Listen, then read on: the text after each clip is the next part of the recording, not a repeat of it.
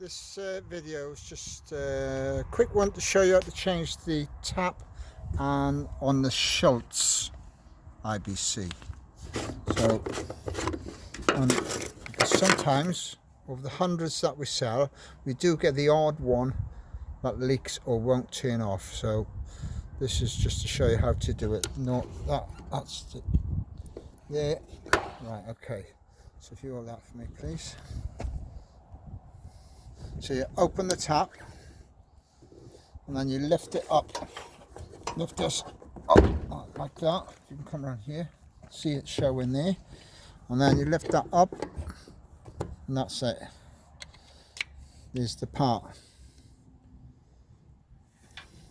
And then obviously to replace it, you just put that back in there. And then that will go inside. Push it down. Done.